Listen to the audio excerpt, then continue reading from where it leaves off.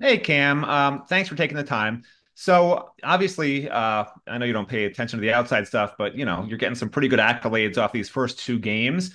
And I was just wondering, can you evaluate your own play? I know from talking to you that you always try to look for the negatives that you can fix. Have you found a lot of things to fix? Do you feel like you're playing your best football right now? Nah, we're not even close playing our best football. If you go back and really watch the tape, from the first game, I would say there's a minimum of 10 bad plays, um, just from a quarterback and receiver standpoint. And from this last game, the biggest takeaway was with the fourth downs. And that's just us not doing little things. So that's something that we got to clean up. I mean, we say we want to win games, but if we don't clean up the little stuff now, it can hurt us in the back end. So we getting better at that. We got better at this week, working those situations, working the right concepts that we were supposed to run. But we're gonna continue to chop wood at it, and just keep playing ball.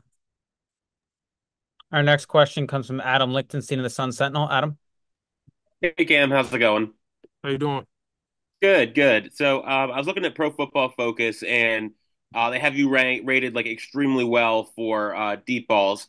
And obviously, a lot of that goes to the receivers, a lot of that's the offensive line. But I guess what do you like about throwing the ball deep? What do you see on those plays? Really give your receiver a chance. It's better to underthrow a deep ball than overthrow it, because it's harder for a receiver to make adjustments when it's overthrown than if it's underthrown. You come back and go get the ball and possibly get a PI. So, me and the receivers, we worked those a lot throughout the week. Even when I first got here in January, we was working deep balls. So that's just something that we get better at every week. We didn't hit on it last week like we needed to, but we worked on it. And I'm just excited to, get another opportunity at it and, let the receivers go make a play. next we'll go to Jordan McPherson of the Miami Herald. Jordan. Hey, Cam, this sort of builds off of the first question. Coach Cristobal post game Saturday said that one of the things he likes most about you is you embrace being challenged and you want to be challenged each and every week. As you go into week three here, what specifically are you challenging yourself to do during practice heading into Ball State?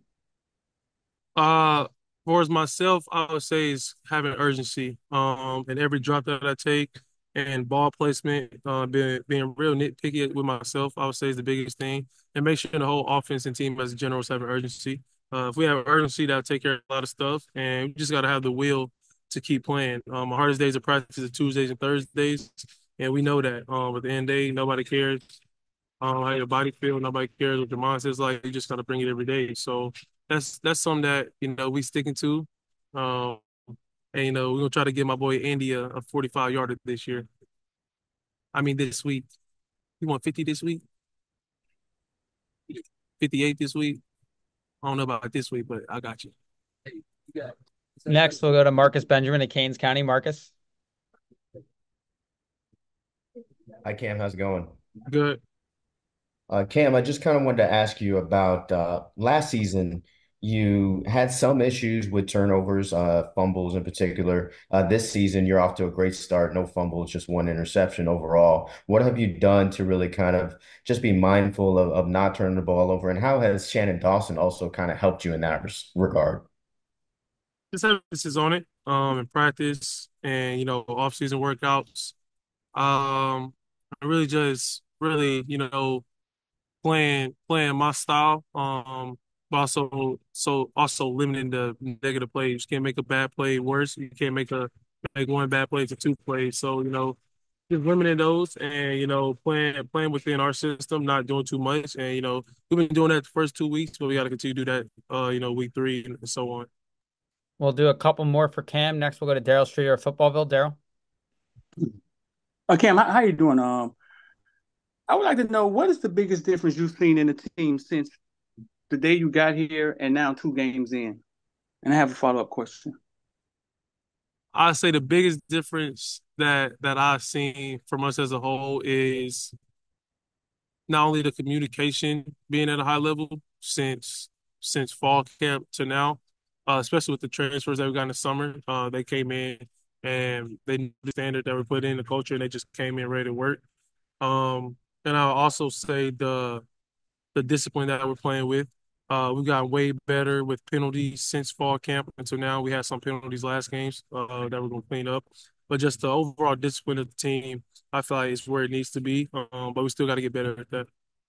Okay, my follow-up question is, a lot of times you extend the plays a lot. What would you say to your critics that say, hey, Cam Ward holds the ball too long? Um, they don't watch film. A lot of people don't watch film; they just go watch highlights. It's the difference than getting on YouTube, watching a play, than actually going on Exos and clicking rewind and watching the whole play. So I really don't worry about that because the only thing that matters to us as a team and myself is the people in this building. So everybody has their own opinion. I have mine, and I mean, I play football. I don't watch football, so I watch enough football. I watch enough tape to know whether it's our team or another team what happened on the play. And I also know what could have happened and should have happened on the play. All right, thanks. We'll wrap up for Cam with Adam Lichtenstein of the Sun Sentinel. Adam? Hey again. So obviously the running back room is pretty talented. It seems like they've got some similar skills, some different skills. Like obviously Damian and Mark are big guys. Jordan Lyle, has done pretty solid at pass blocking in his first couple games, got his first touchdown. So just how much have they helped you, kind of keep the offense balanced, and how much do they open things up for you in the passing game? Yeah, they helped me out a lot.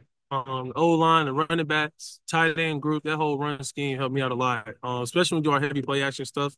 We got guys running wide open and stuff. So, they can continue to do good for us. And I think J Lyle back there, him, especially getting a lot of the meaningful reps last week. That was good for him for how young he is. Damian and Fletch is the two best running back duo in the country.